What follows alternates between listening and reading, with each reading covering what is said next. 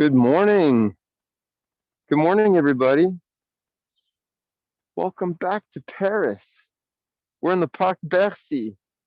I haven't seen you for some time, some of you. Welcome back, Mike and Emily. Hi, Maureen. Hi, Anne. There are others who are going to come join us. I'm showing you the city a little bit because I'm always running over time. I just want to show you so many things. By now, I can tell that you can hear me. You can't see me because we're going to wait a little bit. Right now, you're looking at the landing page in the big screen, and then the small screen you're seeing, well, it kind of looks like a little bit of a mix of the old and the new. And that's thematically appropriate for today. Welcome back to Moontown Walking Travel Virtual 2021. Today we're doing contemporary architecture in Paris. I'm really excited for this. It's pretty rare that I get to do something that is off the beaten path. I've said that a couple of days now because when I have you here virtually and you're at home on President's Day for most of you, I think you're able to hopefully enjoy everything we do in the next hour or so. So I'm going to show you a couple slides while we wait, see if other people show up. And these slides will give you a sense of where we are. So I made sure that these would work out. Most of the trip will be live, so the mics are muted, but the intent is for you to be able to communicate if you want through the chat room.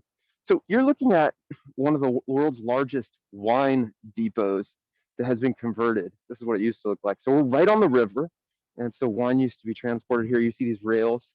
So that's literally where the barrels would come from all over the country, and then they would be sold from the wholesale market, which has been converted today. So that's what the wholesale market looked like. We're looking at rails. We're looking at some vines. This is today what was created from the area they call Bercy, Bercy, B-E-R-C-Y. And that's where we are right now. We're in Parc Bercy. This is actually a mall, an open air mall that they made if I walk in the opposite direction, but I'm not going to do that. In fact, I'm going to show you this map of the city, and then I'm going to come to my face and come back to maps as we walk out of here. This is a nice little map because there's no real detail, and I like that to start off. I'm going to tell you where we're going. You're looking at your screen right now.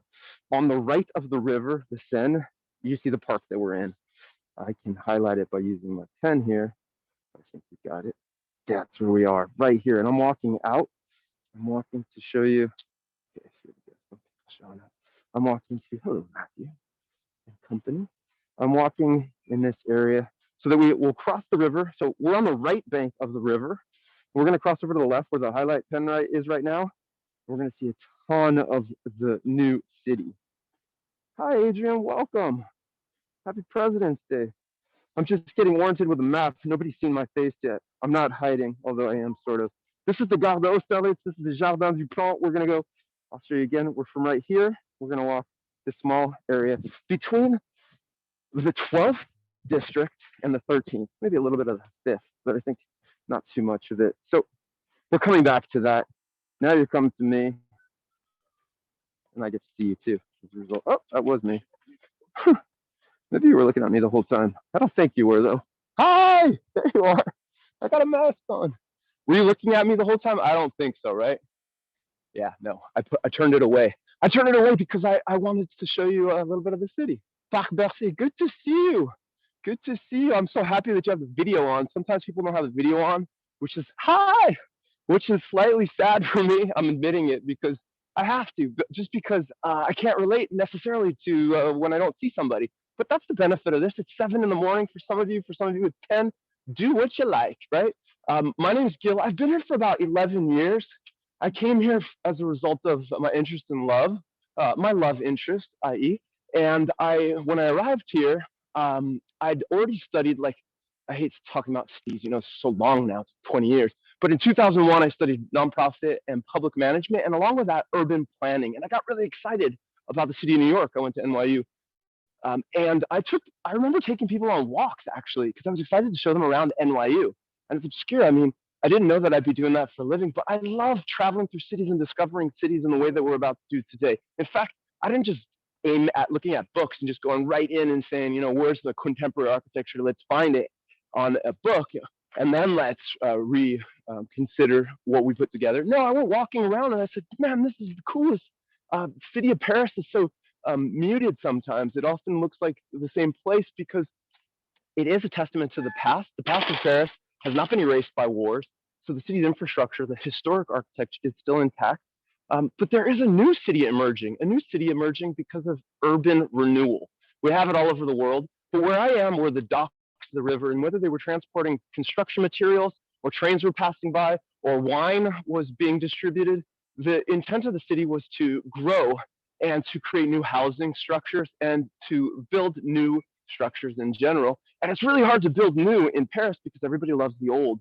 So the place that you build the new is where it was decrepit and you needed a new renewal project or an adaptive reuse. So that's where we are today. I'm going to show you one map, but I really want to show you this city. So the rest of my story is not so important. Been here 11 years, write fiction. I'll tell you true stories today. But it's good to see your faces. I'm scrolling through right now.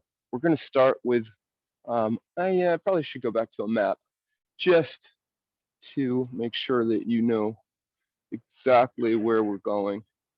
And I like to do that. It takes me 2 seconds to get there, but it's better to know where you're going. I'm going to attempt to keep you oriented along the way, but we're going from the 12th to the 13th district, and I can show you this fairly easily through the use of a few slides briefly. You're going to see a lot of slides today because in order to show you architecture and architects, I'm going to do that. So just honing in from, that's really blurry. If you look on the right of your screen here, where I'm putting the spotlight, again, we're just here. We're going to go to the Bibliothèque Nationale de France, and then we're going to carry on to Gare, which is a total urban renewal project which is still underway. The Jardin de Plan, the Institut du Monde Arabe, the Pierre and Marie Curie Institute, just here, and huge big name architects are going to be mentioned today because those architects have been constructing things here. We're off of the main map of the city, but just to the right, if I keep it the same size, just in the right-hand corner, you see the green space where I am right now. You see the corner of where it says Latin Quarter, this little red box. That's that green space in the corner of the red box that says Latin Quarter is the Jardin du Plan. So we're essentially going from that distance. It's not a lot of walking, but hopefully it's not also too much talking. This is the map of the greater city of Paris. Let me just tell you in advance that the Urban Renewal Project is in conjunction with the notion that 2024, the Olympics are coming to Paris. So whether or not you've been familiar with the projects to contemplate the Olympics, I worked for New York City 2012. The notion of like presenting an Olympic project is not just about sport, right? It's about redevelopment. So there's huge plans to develop the periphery of the city, including these tough areas. These are tough northern suburbs I'm showing you right now, Saint-Denis, Saint-Ouen. That's going to be where like the Olympic villages, and speculators are probably betting on the fact that this will improve. So the light brown areas are where a lot of the architecture is coming in. We're not quite there. We're right on the river. So this is what makes it spectacular. And away we go. Does anybody have any questions? I suppose you might not. Here we are. Here we are at Franc Gary's American Center. We're in the back of the American Center. It was constructed as an American Center. 2 years later, that idea went bust. And the Cinémathèque Française filled the space. The Cinémathèque Française has one of the largest collections in the world of film documents and paraphernalia. So we're approaching from the back. This is a Curie building, which was constructed in 1994. I've seen in this space, I'm showing you the back because the front's kind of exciting. I've seen 8.5 by Fellini. I'd never seen it before. North by Northwest by Hitchcock. Fistful of Dollars by Sergio Leone, even Rosemary's Baby. And every time I'm really excited. And it might not be so clear that the contemporary architecture is what's making one excited, because the original function of the building was not intended for a cinema. So here I could tell you that what you've already been seeing is an articulation of different volumes. The building itself has been constructed similar to how Curie does his work, which he got more polished about. But contextually, so you've got these different volumes. It's modern. This is the front here. It's luminous. It's asymmetric. And in French, they would say destructuré, so destructured. There's an eruption and a dislocation of spaces, like right there, what you see in the front. And it had to be retrofitted for its current function, right? So it was created as an American center with some office space, but not necessarily with the notion of having a theater in it. So there's 4 theaters. And I won't go into all the details, but if you ever come back to Paris, which hopefully all of you will, you should definitely see films here. They have fantastic series, often in English, because that's the original version that they're going to show. Right there, I'm just holding this on the corner block. So this is the entrance. The street, it's important to note. So when you come into Parc Bercy, so Parc Bercy has a sports arena over here and sometimes concerts. And it's kind of obscure when you get here. The Department of Finance is nearby and it's pretty ugly. I'll show you. And then there's the main road in the front. So this is offset from the main road. And I'm going to use some technical terms, but it's a corner block on a glass plinth. Trust me, I don't know exactly how to use those terms if I were to be talking, plinth about any building. But it's obvious that it seems to be squashed by the stone, right? So you've got this corner that seems to be squashed by the stone, and it kind of softens this corner, right? It is pulled back from the street. That's a little more inviting than this harsh, brutalistic stonework. So 1994, Franc Gehry was constructing this. We know him a little bit better from, and I'm going to turn, from Bilbao, that he did in Spain. And in Paris, he's also done another work, a pretty major work, and that is the Louis Vuitton Foundation's Art Museum and Cultural Center. Scandalously, the Louis Vuitton's Foundation was just, and I say scandalous, just put together in order to construct the building. The LVMH chair approached Gehry, so his name is Bernard Arnault, if you've ever heard of him. He's one of the richest men in the world. He is, in 2019, he briefly surpassed Jeff Bezos, just to give you a sense. And Louis Vuitton is the main brand there, but there are plenty of luxury brands involved. So he approached Gehry with a project that Gehry determined would be about $100 million.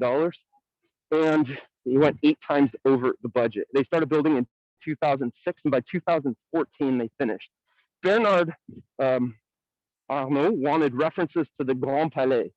So as I walk up this fantastic set of stairs, which appears not to be leading many places, but again, if you're in Paris in the 12th district, you've probably seen Gare de Lyon, where you're going to take the train to the south of France. That's what a lot of people do. And if you just walk past it like 10 minutes, you get to this really big green space. And you can enjoy it. And you can also decide that you're going to walk across the bridge that was constructed to combine the 12th to the 13th. So the Grand Palais is important for me to mention with respect to contemporary architecture because it was constructed for the 1900 World's Fair. And if you're not familiar with the building, it currently houses a convention center. And I'll show you some references to it. But in 1900, it was built temporarily. It was a model of the glass pavilion from the first World's Fair ever, from the 1851 World's Fair in London. If you've ever been to London, it's called the Crystal Palace. So the Grand Palais is modeled after it. And it's interesting that close to 200 years later, no, I don't have that right, 100 some years later, the reference points are to the fair. And so it turns out that, and I'm not going to show you above these stairs yet, I'm going to show you this image, but it turns out that Gehry has been able to construct, if you haven't been there yet, a building that looks like it's got glass sails that are fully blown by the wind. This is the Louis Vuitton Foundation. So if I push back, you can't really see the Cinematheque again, but you just did see it. So without going into full detail about a building which we didn't see, this is clear on the other side of the city in the Bois du Boulogne, which is a really nice wooded area. In 55 years, this will go to the city. That was the deal. So we come up on the stairs here, we'll pass from Franc Gehry to another beautiful monument. So in order to get to the other side of the river, you needed a bridge. This is the 37th bridge over Paris. There's 37 bridges. And what you're looking at is the Bibliothèque Nationale Française François Mitterrand. So the National Library of France, François Mitterrand. Don't the politicians love to get their names on things? I would too, I suppose, but François Mitterrand is going to commission this, along with a lot of other works, in 1989 to commemorate 200 years of the French Revolution. Let me tell you about this Passerelle right now, this bridge. The bridge is called Simone Beauvoir Bridge. It was named that way by the city, by the mayor, Bertrand Delanoyer, in 2006. And I'm just showing you the river just so you can see it. You're looking at I showed that red structure right there. That's an old music venue called the Beauvoir, a really cool music venue. It's far enough out from the city that you can make some noise picture on the river. But there's still a lot of industry happening down the river that way. And you see these new buildings coming about. And then if I point to the right, you'll see some more texture. That's the Department of Finance on the right. They were based at the Louvre before they moved here. They hate this building. It's pretty much one of the main departments of French government that functions very well. They have the best intellects there. They get paid very nicely. And it's pretty known that that's the case. So this Passerelle, which is a passage that is at times covered from the rain, like you see right here, and for pedestrians, was constructed by the Austrian architect Dietmar Feistinger. The bridge itself was made by the aise company, and it was prefabricated and placed here. I like these two structures on the right of the Passerelle. So as I pass, and of course I'm going to tell you more about the BNF, you're looking at this yellow one right here, this yellow structure. That's called the Petit Bain. The Petit Bain, I'll show you some pictures of it. The Petit Bain, and then the Josephine Baker pool. That's a Josephine Baker pool. This is closed right now. Unfortunately, cultural institutions and pools and other recreation centers have been closed.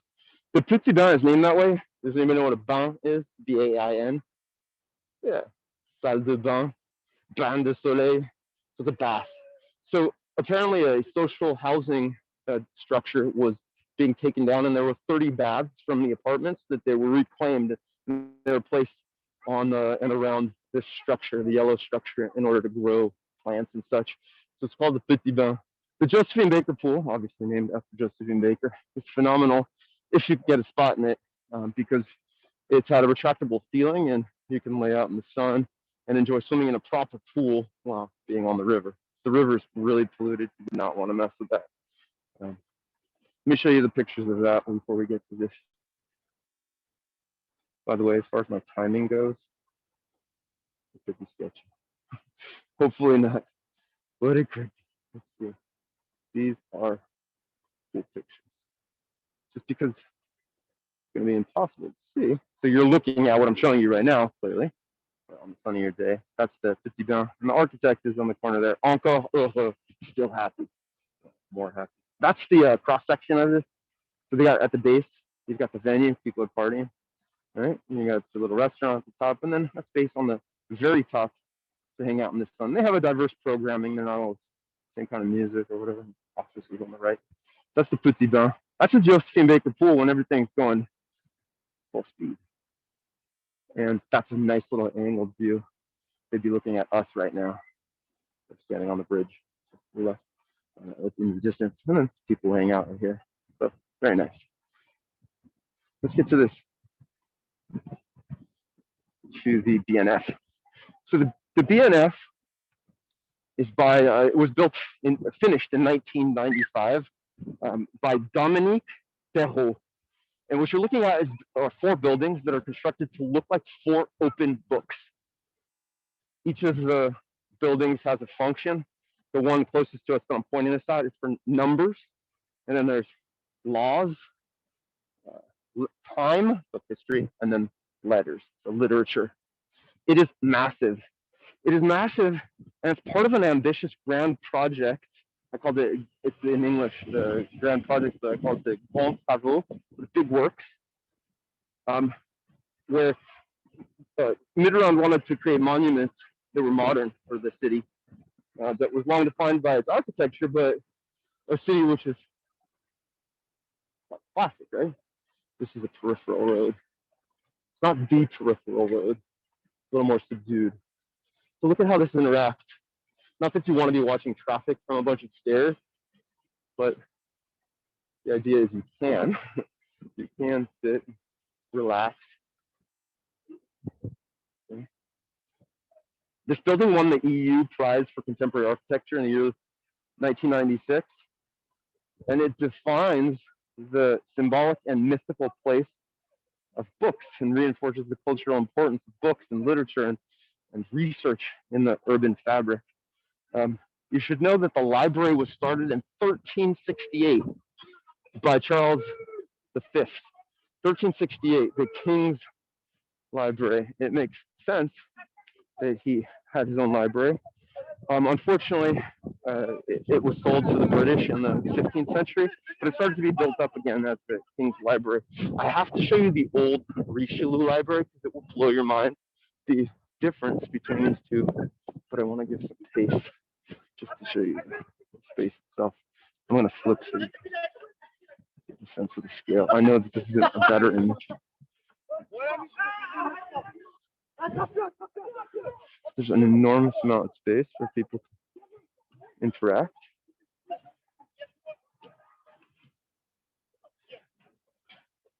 And all around are new buildings are being constructed. While I'm here, I'm going to show you the old library.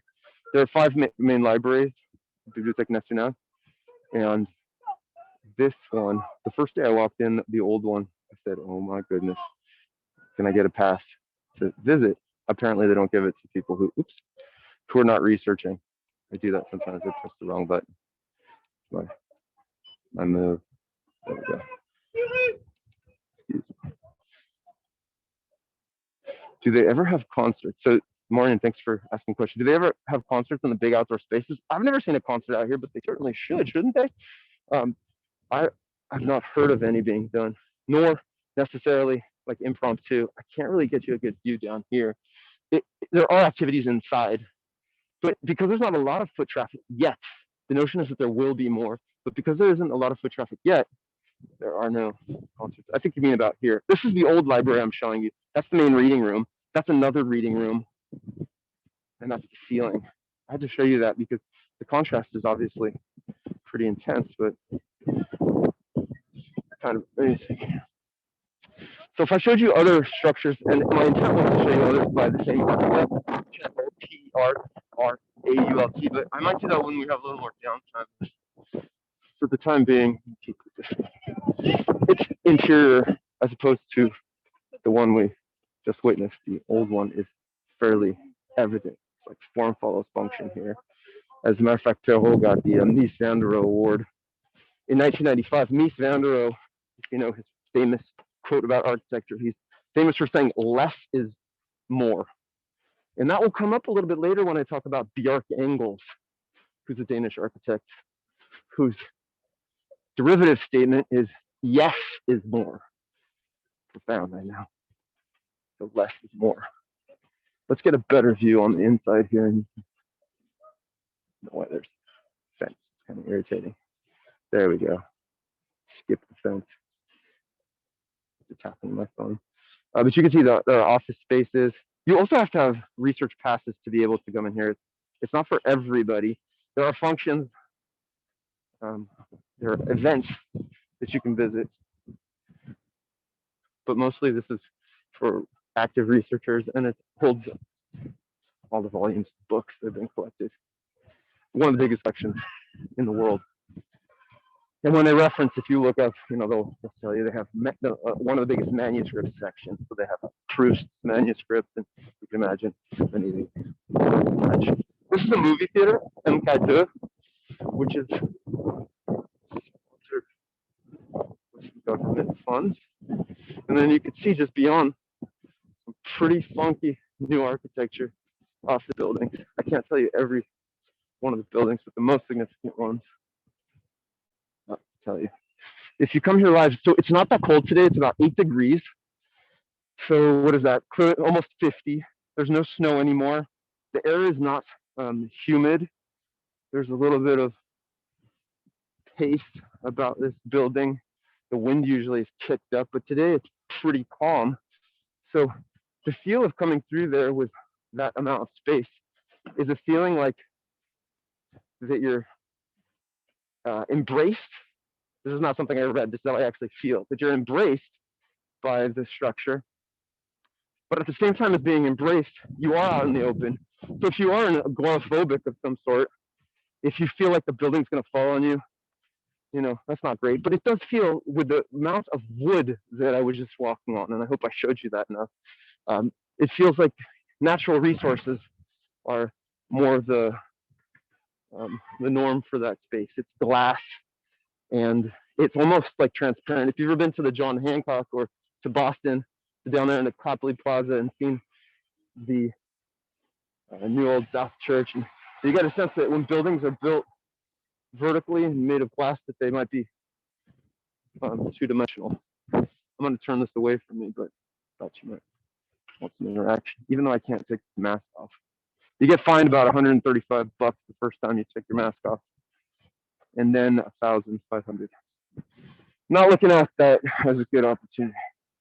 This is the in fact, the movie theater, and I'm going to take a little walk down this thoroughfare, and you can see that this is a lot of new housing. A lot of new housing. It's all modern. If you came here, you might feel like you're in a downtown New York, and all of the spaces are big boxes, right? So that doesn't correspond at all to what you're used to when you're in Paris. You have to normally squeeze yourself even in your hotel room, unless you're staying at one of the bigger hotels, around your bed. And even so, like, there's not much space. It's a very dense city. So here you get the real benefit, even though a lot of Parisians don't like to live in the modern. They'd rather live in a Haussmann building with, the interior moldings and the beautiful exteriors. But here you get the benefit of like clean space. I'll keep showing you this building because these are apartments above office buildings. So it's also mixed use. And you can see, if I show you the basement here, this is your typical, like lobby space in a big city. It's not occupied yet. And I'm taking you right to Station F, which is right next to the BNF. A lot of this housing, if I turn back around, will be filled with people that are at Station F. So here's where I tell you about Station F. Have you ever heard of Station F? I can see your face. Good, thank you. I can see your face there. If you haven't heard of Station F is the world's biggest startup campus. The world's biggest startup campus by Wilmot and Associates.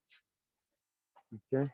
By the way, I didn't tell you, Dominic Perrault, the building that he's created beyond the BNF is the Olympic Village. He's been in charge of the Olympic Village, so he obviously is doing something right. So this is Station F. You should be able to see that it's written on the back. There's no access to the public. What you're looking at is the largest restaurant in all of Europe. It is part of Station F, which is 1,000. Station F itself is 1,000 feet long. I'm going to walk the distance of it, and 200 feet wide. It started out, as you see the structure, as the Hall Freycinet in 1927. It was finished in 1929 by Eugene Freycinet. It's made of pre-stressed concrete, which has a very light load bearing. And that was a very innovative technique that made it. So in 2012, it was made into a National Historic Landmark. Its original use was as a transshipment hub for the Gare d'Austerlitz. You're going to find out because I'm walking the line of train tracks still. Now we're on the left bank of the river, but you're going to see that the train station is nearby, and a transshipment hub didn't need to be here anymore because they were working differently. So this is an adaptive reuse. This is the largest private investment in a startup, in a working space in the world. And it's done by this guy named Xavier Niel. I don't know if you've ever heard of Xavier Niel. He's one of the world's richest men as well. He's the founder of a telecom company. Go figure. He's the founder of this telecom company called Free, actually. Well, I'm on the free wireless right now, or the free service. He also started 42, if you've ever heard of 42.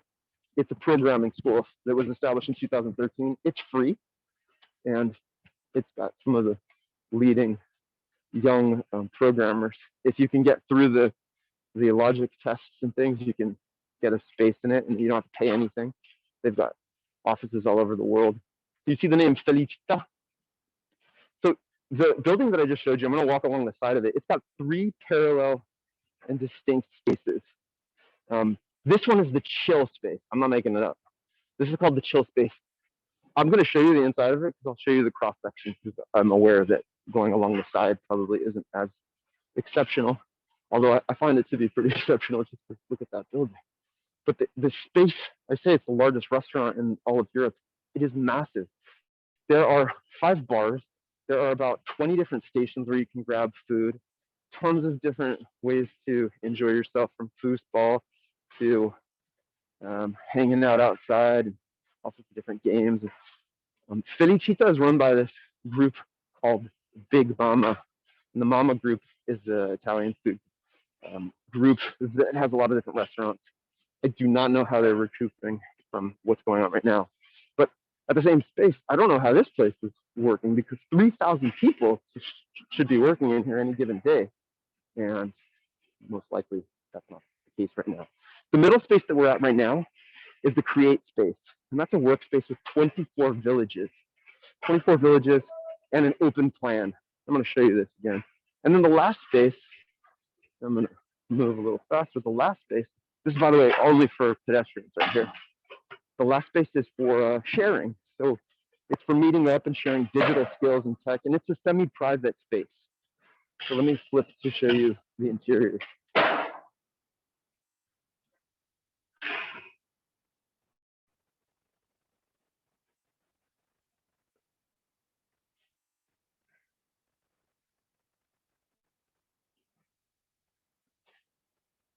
I'm going to show you some Dominique. I'll show you the same architect that we're looking at right here, Wilmot and Associates, has done some other work. So I have a lot of slides. And I told you there were no cars, but there's obviously a car in front of me.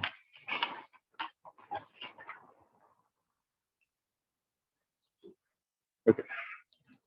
So this is the structure you're looking at from the front. You can see it a little bit better. Same station ad. Sorry about that. It's skateboarders. I'm hearing them. This is another building by William and Wilmot and Associates. The French. This is a Hyatt in Captad, which is in the south of France. They're also building right now, currently, for the Olympics. This is the Champ du Mars, so the Eiffel Tower is where this is being taken from. This ephemeral building right here, which is a replica of the Grand Palais. That's the École Militaire that's just behind it. I might have gone faster. The École Militaire is the old building from 1751 that's just behind it.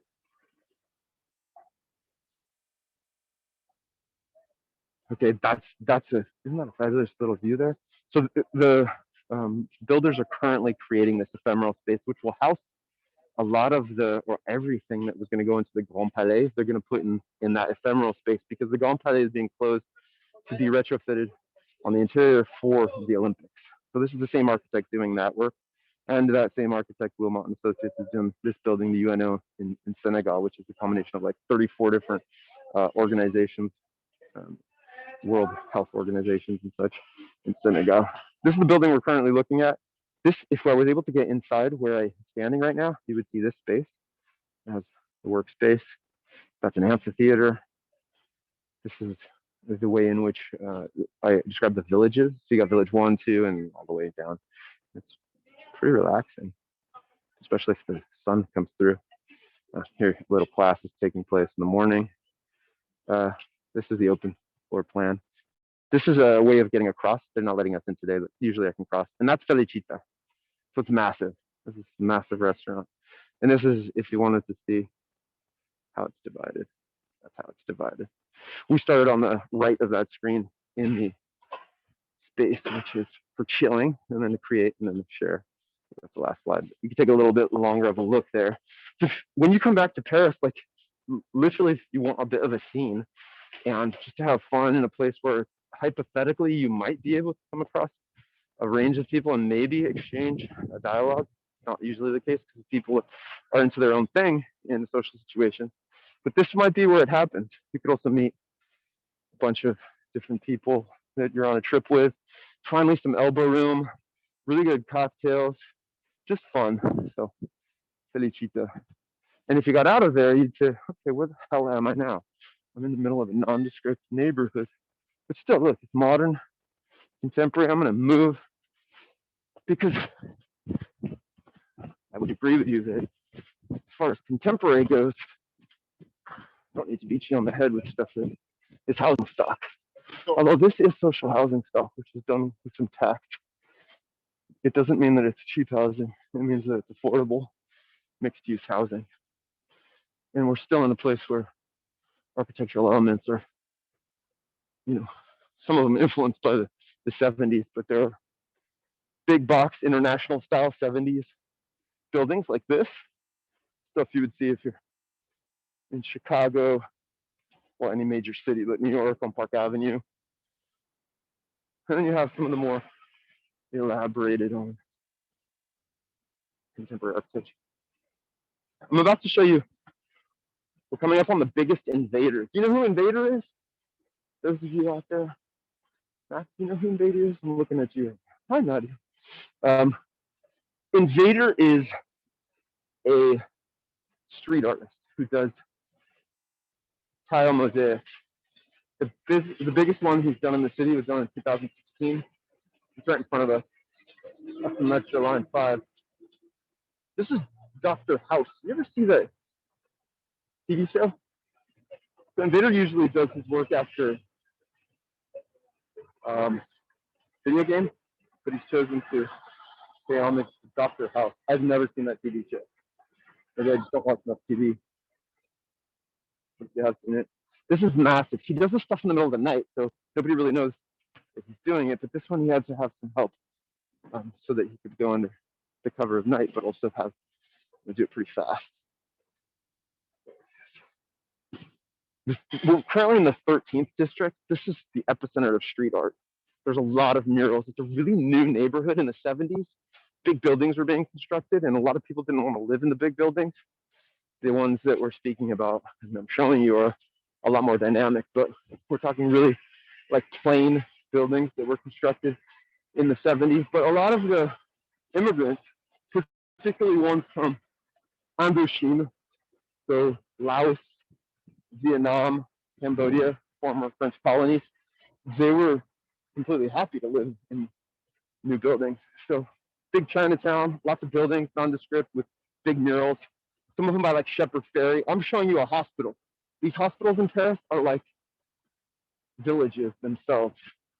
And we're seeing the hospitals, but we're going to come around to what I think is one of the coolest urban renewals in the city, and that's the Jacob and McFarlane Docks project. Show you a little space. Does anybody have questions on anything or answers? Nobody's got answers. So these hospitals were conceived of as villages blocked off from the rest of the city. And so these fences, you know, you're seeing gates and such, it's just this massive swath of space devoted to all the functions of a hospital. But the divorce of the hospital from its, so the rails come in, from its surroundings, led urban planners, take it off maybe, unwieldy, has led urban planners to start to think, how can we deal with covering the rails and renewing the space between the hospital and the other side of the rails, and also this road. I'm not going to take this road because I want to show you another structure, the one that I mentioned, Jacob and McFarlane. But here you have some really modern buildings, and the architect that's leading the way is a guy named Jean Nouvel. Remember his name, Jean, Jean, Nouvel, Nouvel, because I'll mention him a few more times. By the way, I didn't tell you, well, I did. Dominique Perrault is one of the previous architects I mentioned. His name is, well, it's a name for a man and a woman. So I'm getting to Jacob and McFarlane work. Dominique Jacob and Brendan McFarlane are responsible. Brendan is a New Zealander. Dominique is French. And you'll see what they did to a dock. So imagine it like where we started, where there was a actually quite charming wholesale wine market that was converted. Those of you who are interested in religiosity, there's a little fake Lubavitch. So mosques can be found. There's a massive mosque in this area. It's the Grand Mosquée, synagogue. There's diversity up the street of other ethnic groups. What I was saying is that on the other side of the street, Bercy is quite charming, but the docks here were docks which were being used for building supplies and shipping cargo and such. And it got a complete facelift and re-envisioned as the Cite du Mode and Design. What does that mean? That means the city of fashion and design. Let me get there first. This is the elevated metro line. I told you it was a fifth line, but I think it's the sixth. What, 13th? I never take it, as you can tell. I take the 5. This is the finance department. Hateful building, really bad. But can't have everything. Like I said, the finance department was on in the Louvre until the Louvre shifted in 1989 with the pyramids. So that's where they are right there. I don't need to talk about the building. I'll swing this over. So Jean Nouvel plan includes all this swath. So they usually keep the old buildings, but you can see the cranes. An idea is to build new, and that's a new building to say. What do you think of it? Yeah. The other day it was sunny, and I was walking here preparing, and the sun shines off the balcony. He's got a big river today, and yesterday for that matter. It's not quite as big as it was last week, but that is flooding. I could walk on it. I'm not going to.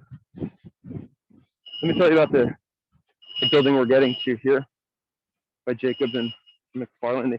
They transformed this concrete shipping depot, which was originally built in 1907, into a shiny, maybe not this shiny, but still shiny museum of fashion and design.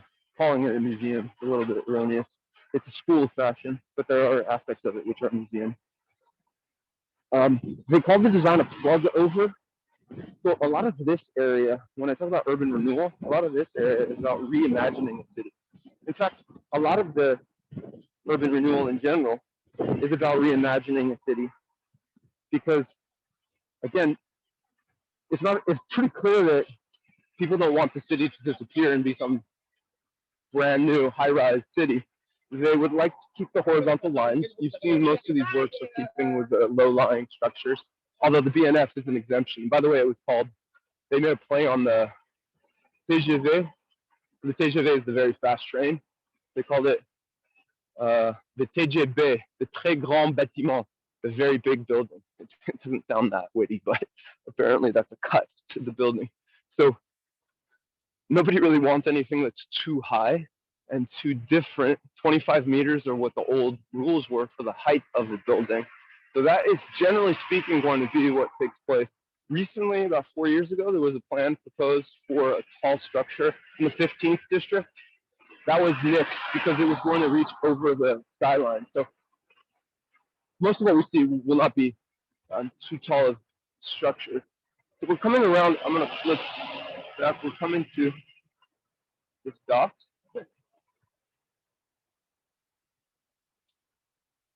The new structure is an external skin that envelops the existing site. I'll show you a photo if you don't get as good of an overall view. Again, though, if you're looking, for some of you who spent time here, I mean, you might double check if you were in this neighborhood. You say, what city am I in? But a lot of people come to this building I'm taking you through right now because the roof has also been developed using wooden decks and grassy areas, and there's nightclubs. That's the wanderlust right there. There's 4 nightclubs here. So lots of people come to town and they're like, where do I go out at night? And it's true, it's a little bit tricky past, the closing of the bars at like 2. But if you want to dance, and you want some space, this is the wanderlust. Clearly not open. And the exterior of this building this is the exoskeleton that they're describing. Jacob and McFarlane, I'll show you some of the other structures that they've built. right after we get through here. So this is the decking. Again, this is similar to the BNF, the library. So already you feel, you're someplace a little transported. It helps these little palm trees. You walk through here, you get to, that's a coat check for this nightclub. It's not so exclusive. It's a place where there's picnic benches and good food that ultimately you should have access to, should this have been open. And you can go to 3 other nightclubs. There's one called the Garage in here, which looks like, teenagers roller skating. I mean, they're literally roller skating. Teenagers. You can hang out and have drinks here and overlook the city. The bars on the top of the roof, one of them, I think it's a little cheesy. That's just me. Cafe Oz is like designed to just drink your face off, which, criticize if that's what you want. But that's on the roof, and it's really pretty. And then when it's really warm, so it's nice to be in. And there's another space which is similar, but a little more subdued. This is the school of fashion. You're just going to see me if I go closer.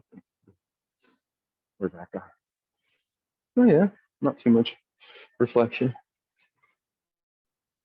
So not many students in there, as in 0. So, Institut du Français de la Mode.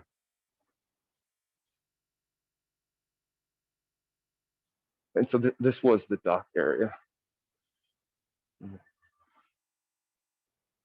color scheme is what I need to show you on the outside. These staircases are covered with this exoskeleton. The buildings on the other side of the river are less interesting. This is the international style, like 1970s. Normally, if we had access, because this is open the way that it should be without the pandemic, we could go through in that direction, or we could go to the roof. I have to go out, actually. That's okay. I'm going to walk to the side, and I'm going to show you what we're missing. Actually, I'll show you an image of it and other Jacobin farm work. It's quite nice.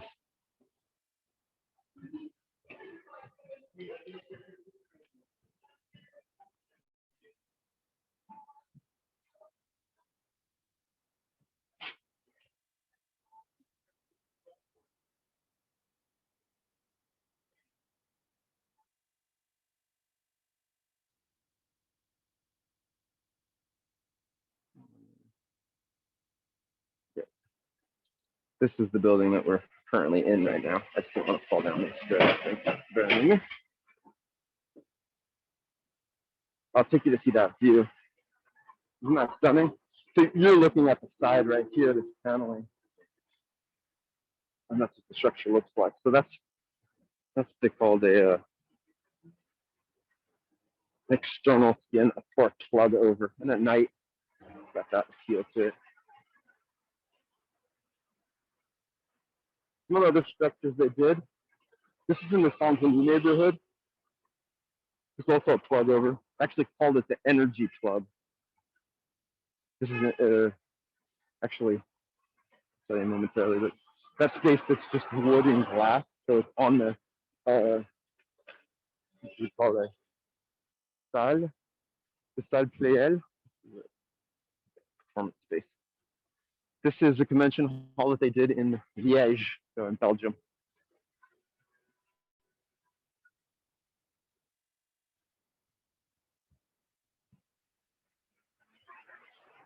They also did the restaurant chez Georges, if you've ever been to the Pompidou Center. They did the restaurant on the roof. They are oriented as an experimental laboratory in architecture. They say focused on environmental transition and digital culture. So that's what you were saying with that energy plug. It is about energy use. It's like a fully self-sustaining green building. And that's pretty much how deeper I want to get on that building. Let's show you this view. This is the Gare, and I'm going to come back to this building, which is extraordinary. For a while, I'm saying, what is that? So cool. The Gare plan, like I told you, is Jean Nouvel's plan. He won the commission. It's huge redevelopment. This is the Gare de Lyon. I'm on a bridge that's called the So the Gare Bridge, not so attractive. I don't think that was meant as a slight to the child. Let me show you the front, the dock, as they call it, just to give you a sense of what I showed you in an image. And some of these spaces on the river that I'm pointing to right now are like nightlife as well. There we go.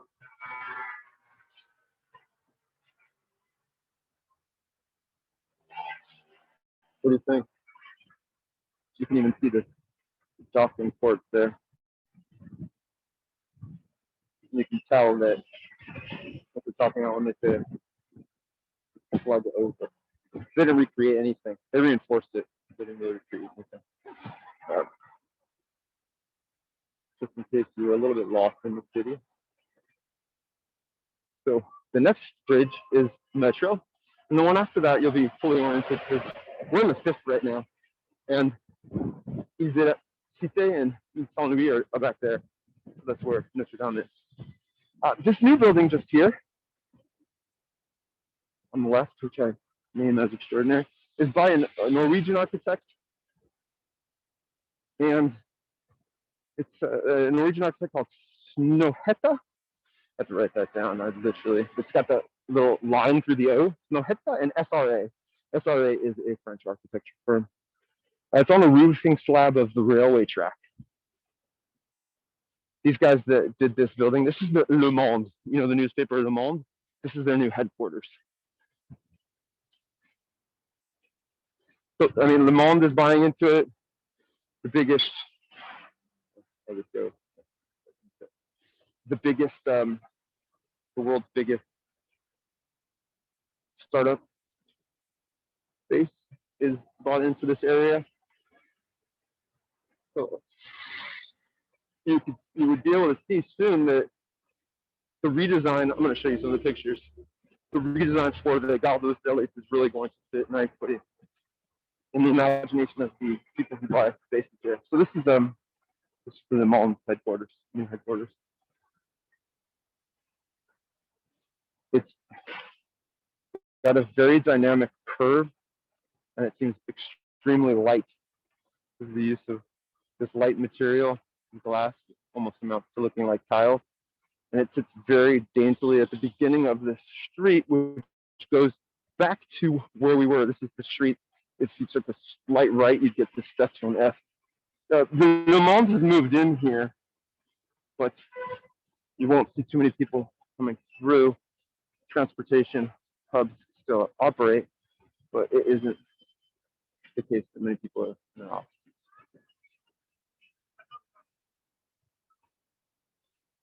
I'm going to show you the Gare de Lys, which is under a redo plan. I'm going to show you the plan, but first just let's look at the space. It's been under this plan of redevelopment for about 10 years.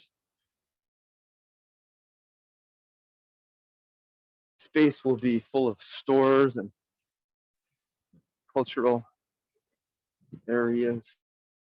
Right now, they're paying homage to bande dessinée, so graphic novels.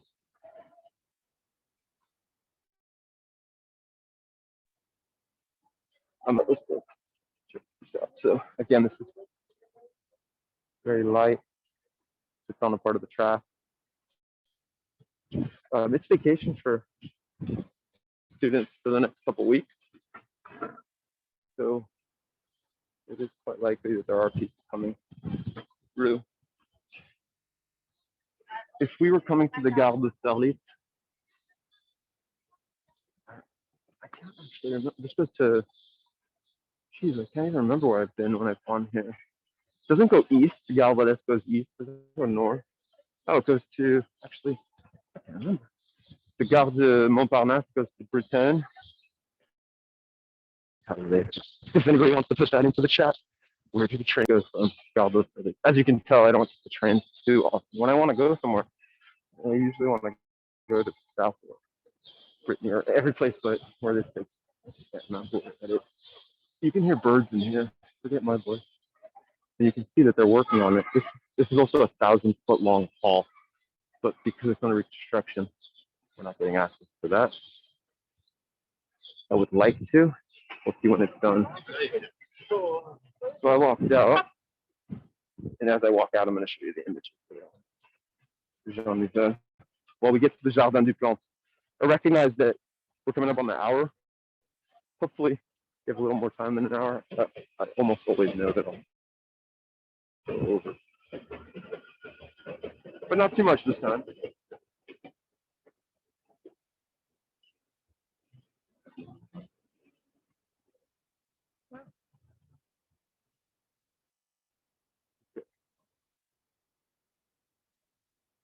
So this is the plan for where I'm currently standing. The edifice of this building won't be affected. But where I'm currently standing, along the river, there's going to be an attempt to make this more streamlined. You see the tree line on the right there? So where I am is where those trees and all the people are. And I don't know when they're going to start this part, but certainly didn't start yet, because you're not seeing any of that. This is behind the building. This connects between the train track and the building behind where I am right now. By the way, Austerlitz was a battle in Russia. So it's probably, I should have just committed to the fact that I think it's translating with the Battle of Austerlitz was what Napoleon won, and Napoleon celebrated by building the arch, and a small one. So here you can see behind, this is the big hall on the left that I'm showing you right now, and then there'll be a bridge to this whole space behind. All right, let's get to the Jardin du Temps, because it's kind of unlikely you've seen such urban space that you would get to a space that was founded at the end of the 16th century. Louis XIII was the first to start the Jardin du Temps, which is an extraordinary garden. He started it as the Royal Botanic Garden for medicinal plants. And I'm watching Raiders of the Lost Ark with my son, and it's like, you know how Indy just goes and finds treasures, and you're like, I wish I could find something. Well, France was sending people around the world to find new species. They have about 25,000 species that they cultivate today here, and the grounds of the gardens are surrounded by important buildings of natural history, like that one, which was just in our image. So all this is going to be redone, all of this, and it's going to be connected with grass areas, and that's what I was showing you, this little dome here that's part of the renewal. I'm not going to show it back to you. I'm just going to get in this park. We can enjoy it. So of the zoologists and botanists that trained here, if you're familiar with Lamarck, Lamarck, that's the one that I recognize from science. Lamarck significantly studied the genetic trait of giraffes when they were reaching for leaves, like how they passed on their traits. So he's important when you study genetics. If you've never been in this garden, it's surprising how it just appears. Bang, huge.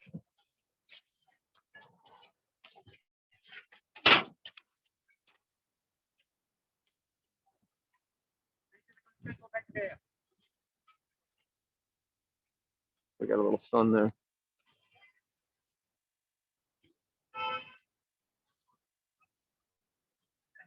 Just in case you wanted verification.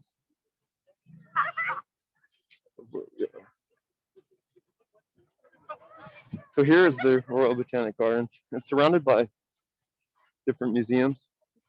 So this Museum of Evolution, Species,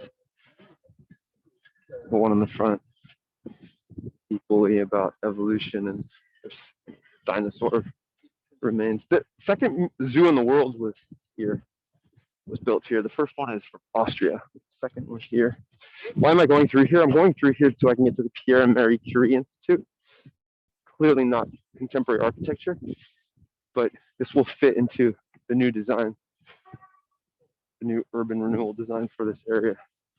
And there must be a reason why we're not visiting this when we come to the city. Although sometimes when people do visit, I know that they do come here. Have any of you been to this garden? I'm looking at your faces. No.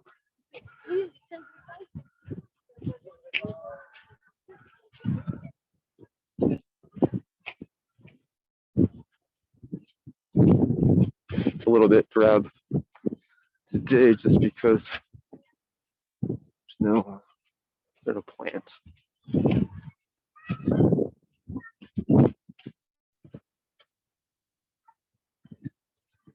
So those of you who are not familiar with Louis XIII, he's the father of Louis XIV. He died quite young. He left Louis XIV in charge. Louis XIV liked to open up spaces to the public, including his art gallery, the Louvre, at the Louvre, the Grand Gallery where Mona Lisa is. So he opened this up to the public, 1640. And he's the one that supported exhibitions. You can put that in inverted commas, as they say in French. Entre guillemets, or British say inverted commas. We say quotes, put it in quotes, because expeditions to this part of the world included probably pillaging and stripping colonies of important resources.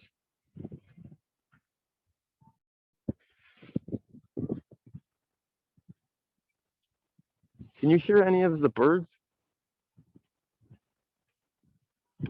Or just my breathing? Does anybody have questions? You feel free to. I think some of you guys have to go. Yeah. But anybody who's still here, if you had questions, you can't tell every time. I suppose when I say an hour, I should come to a conclusion at an hour. What I'd like to do. But it's just a little bit more of Paris. This is the zoo. Do you hate zoos? Do you like pretty moderate zoo here? There are animals in captivity, but it seems like they've been working with these animals, studying them for quite a few hundred of years, so they have their education. Locked down. We're going to go to this interior space. We're going to cross it. If I went straight forward, we get to the Institute of the Arab World. I'd like to, not the Grand Mosque, which is a cool place to visit if you come here and you're looking to do something unique. I mean, everything in Paris is unique, but there's a little cafe. You have a mint tea, and feel like, have a little like a Moroccan or Algerian, Tunisian dessert. You feel like you're in another country. We're not going to see that yet. If I do ethnic Paris, the next time last month I did ethnic Paris in 2 installments. I did that on Jewish Paris. I'd like to do North African Paris, and I will likely go there. So this is the tropical garden. Normally, some of these are free to enter. The zoo isn't, nor the Museum of Natural History. It's not like in England. When you go visit England, the museums are free and then the churches cost. Opposite here. Churches are free.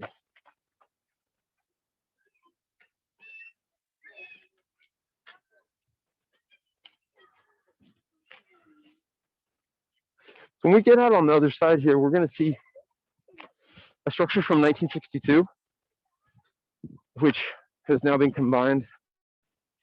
So it was an institute, Jussieu, so like a science and technology institute, which is combined with the Sorbonne to create the Pierre and Marie Curie Institute of Sciences. The city finally finished the building. The structure's from 1962. 1962 is an interesting year, in particular for culture. André Malraux, the writer, was the first cultural minister of France. And he, amongst other things, determined that if you're going to have a national project, that you have to devote like 1% of the project funds to original art. So there's a lot of original art commissioned inside of it. Unfortunately, I can't access some of it, but you would have an Alexander Calder. You know what you call those things when they're, it's a mobile if it's hanging. What's it called if it's on the ground? Yes, I see him wearing. You said stabile, I think. It's exactly what it's called. It's a stabile. So they have that. They have all sorts of other stuff. Probably some Jeff Koons. We won't talk about that though. See if I can show you my face or half of it. Just a little of this. So it makes for a beautiful walk in, you know, an urban setting. And then half the time you ask yourself, how do I get out of here? Well, this little aperture gets you out of here. And it can get you to a contemporary building, physics. So that's the first thing we'll see. We'll see a physics building. But how do they make it contemporary if it's an old building? Well, they add a little art to the exterior. This is a cafe, by the way. Cafe that is not being used, of course.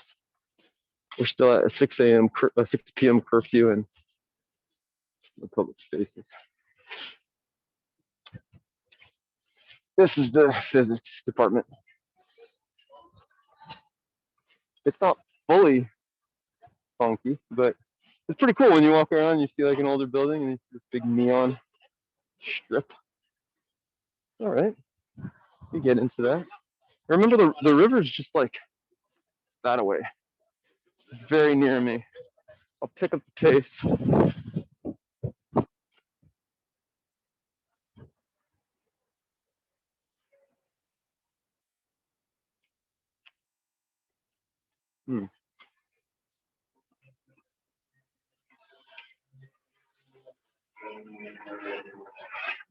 I just dropped my glasses. Excuse me for a second. I gotta go back and get those. That happens sometimes. You know, I'd rather it didn't happen because I can't see. We got a problem. Sorry about this. I'll make it worth your while. Think.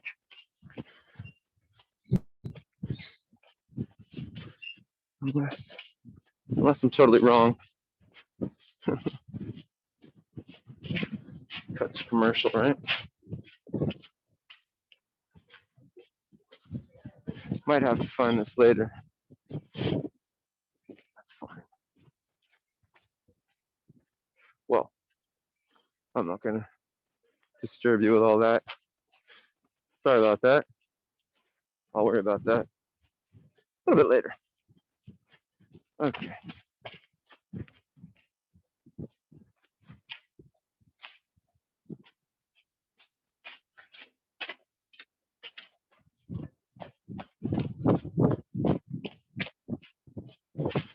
That'll teach me not to keep them in my pocket. All right.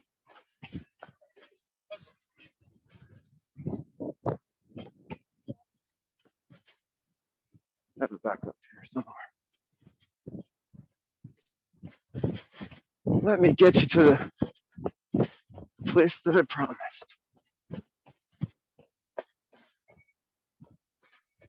All right.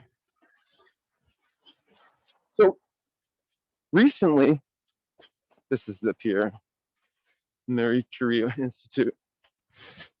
It's going to be similar. This structure is going to be, it's contemporary to some extent because they redid it. It was done in 1962. So we wouldn't call that fully contemporary, more modern. You'll see how it's structured. There's 5 buildings and there's a central building.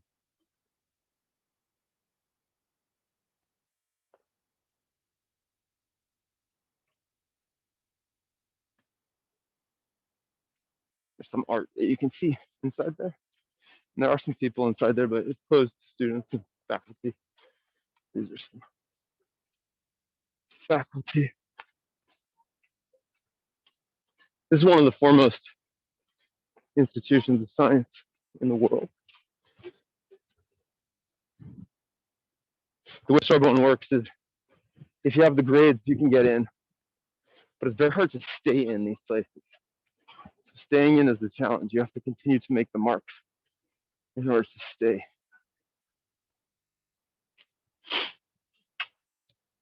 That building just at the base there, That's a modern skyscraper there. It's not quite scraping the sky, but that's a central building, which would act as some of the library function, meeting space, and more offices and things. You can see it's much more massive.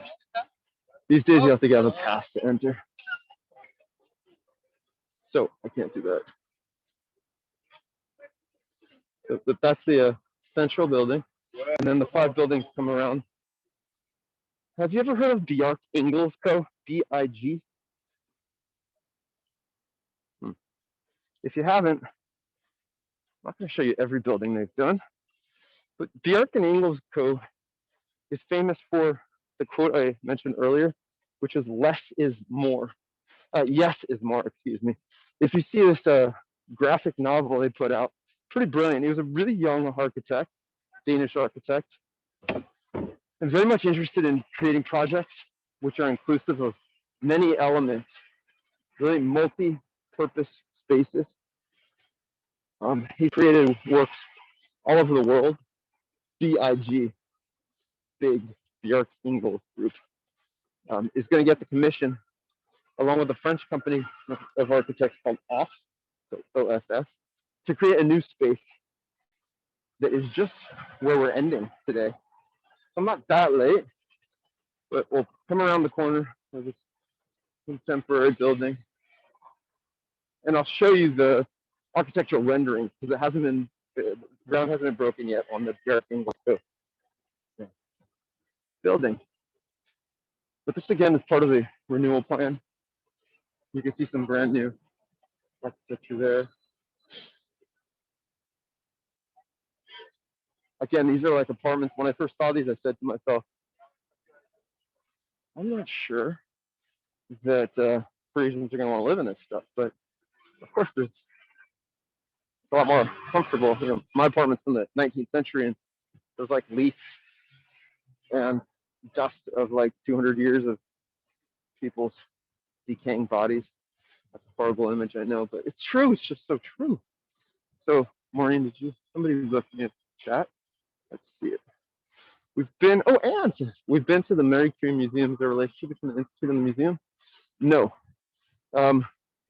Is there a relationship between the museum and the Institute? Nominally, there is, but I don't think there is a relationship. This is the Sorbonne University. So the Marie and Pierre Curie Institute Museum is not far from here, the same district. I should show you. That's Alexander Calder.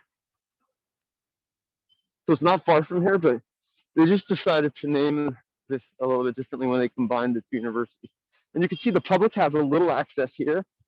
An overhang like this, so this is the region that they made when they put the universities together, and they just, in 2017, finished this. Usually I'm worried when I see an overhang like that in the contemporary setting, because this is obviously what you would end up with. I am not sure why there's not more homeless. This is a perfect space to stay out of the rain. Let me show you the project by Big, and then I'll get you to Jean Nouvel's Institut du Monde Arabe. I'll put it in the same picture so that you can see everything. And some of the new structures so that we can close out nicely. Some of the new structures around Paris. Okay.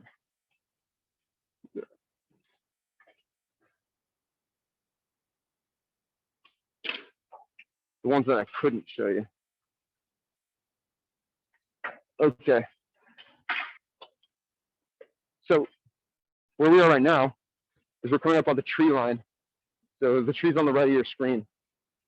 On the left of your screen just there, you're looking at the Institute of the Arab World, which was constructed by Jean Nouvel, 1987, with funds from Arab nations and the French. Its interior is very elegant and light. There's references to minarets and the mosques and to different Moorish themes, Iraqi themes. This is where we are right now. You see in this image. So the Institute is here. I'll get you off the screenshot. Now you can fully position this image if you can still see right in front of us. The building that they're going to create, obviously, is the one that's translucent. That's going to be the roof. So you know we're really close to what you're seeing top of the screen there. Björk Ingelscoat really likes to incorporate grassy areas and spaces that are transforming an urban landscape, you know, benefiting from the different heights and views.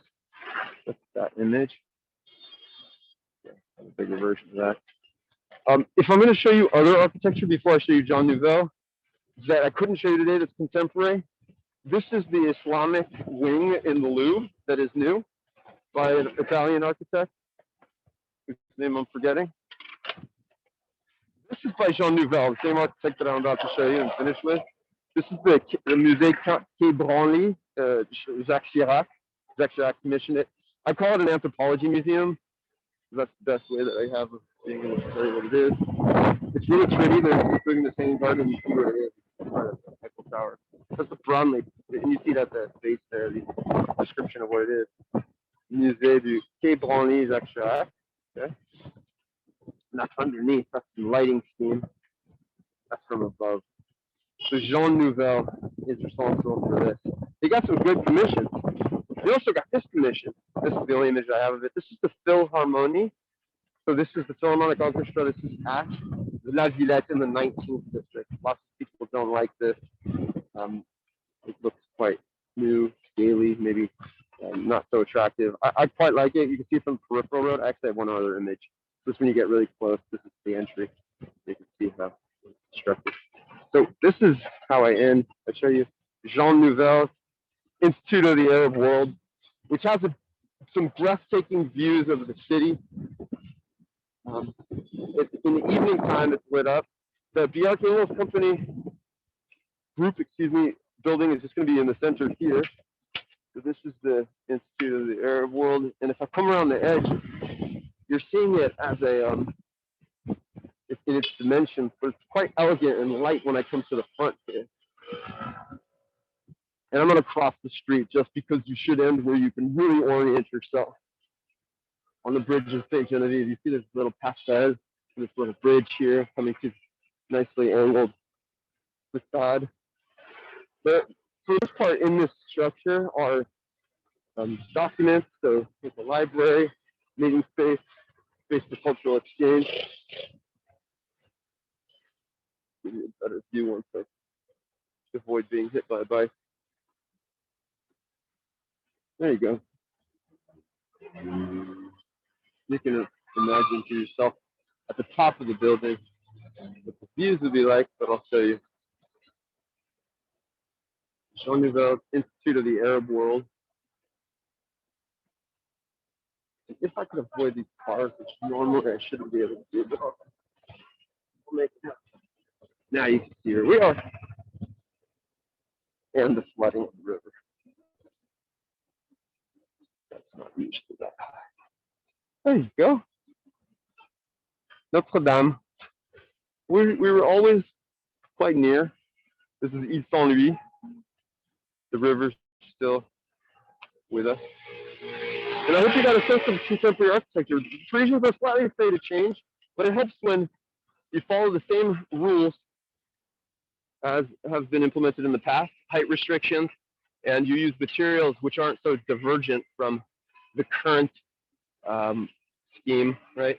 So at some point, Paris stopped using sandstone and limestone because it wasn't available, and they used a reinforced concrete. With the development of reinforced concrete, things are going to change for modern buildings, and in some ways it's good, in some ways it's not. But typically, if Parisians don't like things and they can't see them, then they kind of get used to it over time. I'm going to read the chat, and if you have any questions, you should make sure to say, amazing how much open space has been included between buildings. That's true. In LA, yeah. Yeah, open spaces. So Maureen was saying in LA, there's not that much luxury to develop new open spaces because of the cost of real estate. You know, Paris is socialist. France is quite socialist. The mayor right now is left leaning and has always been. Mitterrand was the mayor before he became the president. And I think that the notion of maximizing financial gain is probably limited with respect to quality of life. You know, French are really into the lifestyle. So having days which are not as long work days and having spaces where you can take your family. Some countries do it even better, I think, like in Denmark, but differently, but I'd say better. But that open space you just saw, the Jardin du Camp, and the ones that they're going to create to bring people back in, I know that having read the plans, that will be associated with new housing. So it's not completely innocent, but the notion is of mixed use. And that I think is what's really important. So mixed use to be like light industry along with residents. In the States, we're a little bit stiff about that. You know, in the same building, you can't have light manufacturing as residential and commercial. Maybe that's for good reason. I'd say in Paris, they're trying to mix things so they get the best outcome, which is developing areas where people can live, because there is a shortage of housing as well. It's starting to rain on me a little. I don't mind that, but I do want to show you, not everybody's here, but those of you who are here, I love that you're here. I'm looking forward to seeing you come back. I have this little slide that shows you how to give me feedback in one of the ways that works best with me.